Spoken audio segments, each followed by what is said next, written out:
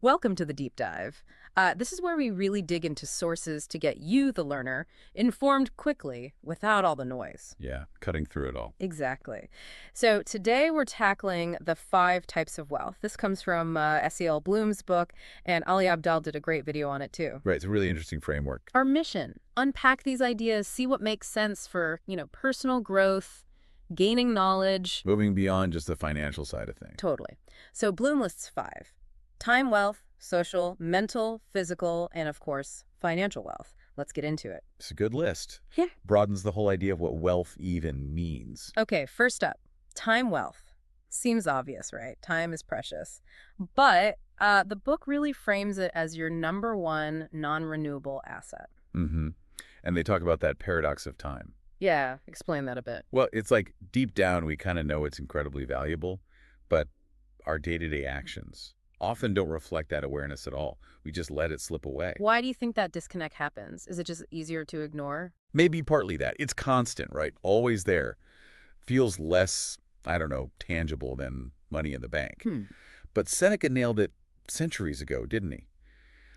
We're not given a short life, but we make it short. We're wasteful. That's the core issue. Oof. Yeah, that hits home. So the book says developing time wealth rests on like 3 pillars. Yeah, awareness, attention, and control. Okay, break those down. Awareness This is really getting that it's finite. Yeah, And then actually looking at how you spend it now.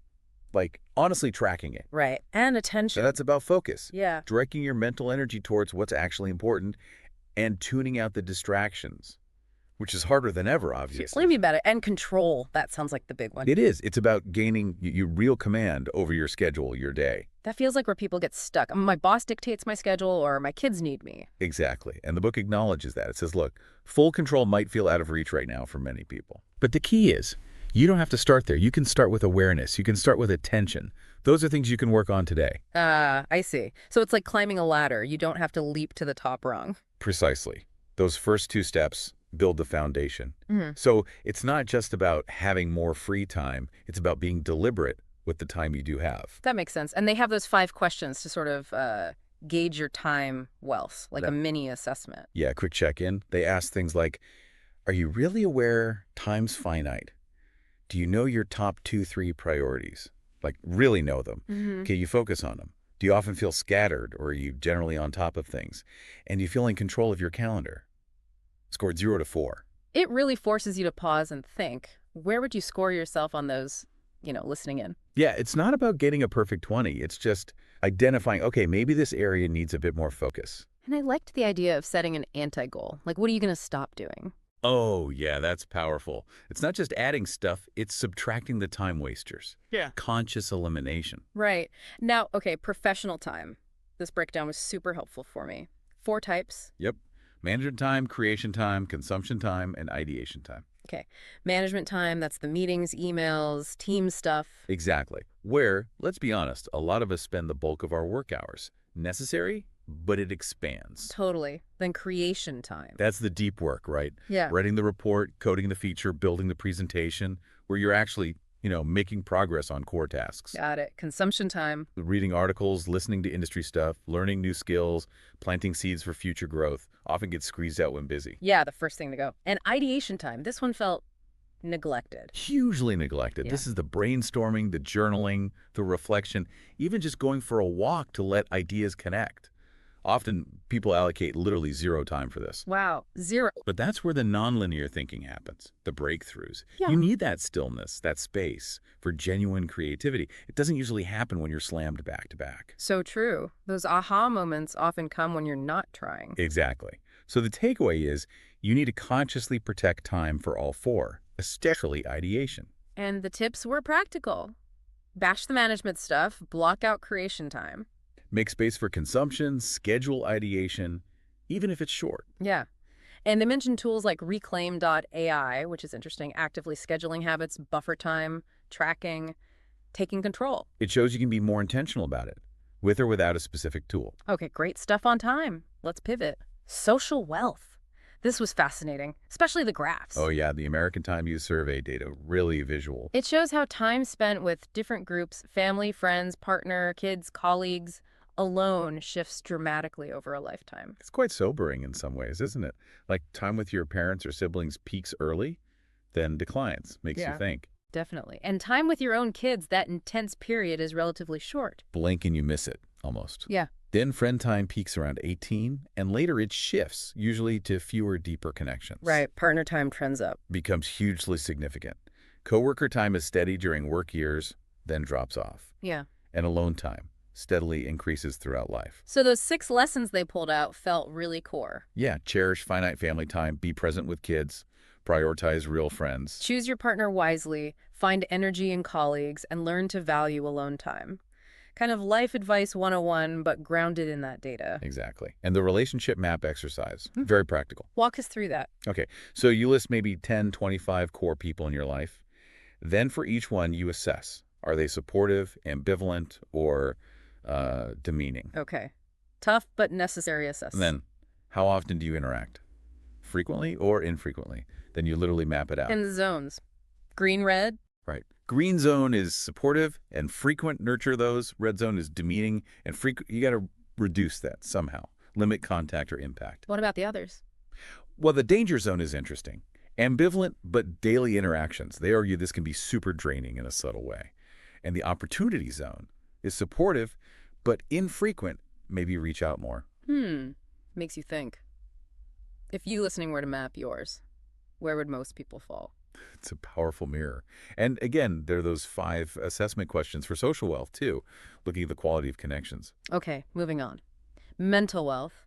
5 questions here, too, to get you thinking. But the big theme felt like creating space. Yes, space to think, reset, wrestle with questions, recharge. It's so easily sacrificed at the altar of productivity. We're always doing, not being. And the paradox is that being time, that thinking space, often leads to better doing down the line. Deeper insights, creativity. So the think day idea, like Bill Gates's think week, but more accessible. Exactly. 1 day a month, maybe. Step back, disconnect from the usual grind, read, learn, journal, just think. For you, the learner, that dedicated processing time could be huge. Absolutely. And those 8 thinking prompts are gold. Yeah, like if I repeat it today for 100 days, better or worse? Or what would an observer say my priorities really are based on last week? Ooh, tough questions. They cut through the self-deception. Definitely. And there's a list of prompts available, plus that simple 1-1-1 method for daily journaling. 1 win, 1 tension, 1 gratitude. Takes like 3 minutes. Super doable. Yeah. Builds that reflective habit. Small hinges swing big doors. Okay, physical wealth. 5 questions again. You mentioned this was an area you realized needed work. Yeah, personally, I scored pretty low when I first encountered this. It was a wake-up call. Led to getting back to the gym, playing squash. Positive changes. That awareness kickstarted it. And this ties into the dimmer switch idea. Perfectly. None of these wealth types are on-off. It's a spectrum. You don't need to go from 0 to hero overnight. Any small positive action counts. Anything above 0 compounds positively over time. A short walk, 1 healthy meal. It adds up. And the warning. Perfect is the enemy of good. So true for health. Totally. People aim for some ideal, fail, then do nothing. But doing something, even small, consistently, is way better than 0. Because 0 actually compounds negatively with physical health, Yeah. right, entropy? Exactly. Your body naturally declines without effort. Yeah. So small, consistent actions fight that decline. Makes sense. Okay, finally, financial wealth. 5 questions, but the big one, the first one. What is your definition of enough? That's the core, isn't it? Oh. Sounds simple, but wow. It really challenges that default more is always better mindset. That Heller-Vonnegut story. Oh, the billionaire party anecdote. Remind us. Vonnegut points out their billionaire host made more money in a day than Heller ever made from his famous novel. And Heller says, yeah, but I've got something he can never have. Which is, The knowledge that I've got enough. Boom. wow, yeah, that's profound wealth right there. It really is. Yeah. And you mentioned struggling with defining enough yourself, even after reaching financial independence. Yeah, it's a real thing. That conditioning to always strive for the next level is strong, like the parable of the Mexican fisherman. Right. The banker telling the fisherman how to scale up his fishing operation to become a millionaire. Only for the fisherman to ask what he'd do then. And the banker says, well, then you could retire, sleep late, fish a little, play with your kids, enjoy life. And the fisherman just says, but isn't that what I'm doing now? Exactly. But the book's take is nuanced, right? It's not saying the fisherman is right and the banker wrong. Not at all. Yeah. It's about your definition of success. What does your fulfilling life look like? What's your purpose? Build towards that. Both could be happy if aligned with their enough. I like that. And the Swedish word lagom. Yeah, just the right amount. Not too much, not too little. Finding that balance. Contrasting with the arrival fallacy. Oh yeah, thinking if I just reach this goal, then I'll be happy. But then you get there, the feeling fades, and you just set a new goal. The goalposts keep moving. Happens all the time. Andrew Wilkinson's book, Never Enough, explores that chase. That's a powerful drive to overcome. So that journaling prompt, what does my enough life look like? That feels critical. Really visualizing it. Maybe even writing it down. Getting crystal clear on what enough means for you. You said you realized you're kind of already living yours. Yeah, it was a realization. A lot of the continued work now is more about enjoyment, impact, the challenge, not just needing more financially. That changes the game, doesn't it? Shifts the motivation entirely. It really does. Okay, so wrapping this deep dive up, the big message is wealth is way more than money. It's time, relationships, mental space, physical health, and finances. A whole picture. We really hope this look at the 5 types has given you, the learner, some food for thought about your own life. Yeah, maybe ask yourself, what really stood out? Which of these 5 areas feels like it needs maybe a bit more attention from you right now?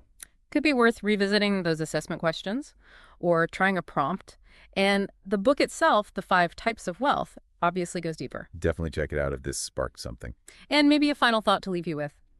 In a world that's often so obsessed with the financial scoreboard, what could change for you in terms of fulfillment if you consciously shifted your focus, even just a little, towards cultivating wealth in these other broader ways? What might that unlock?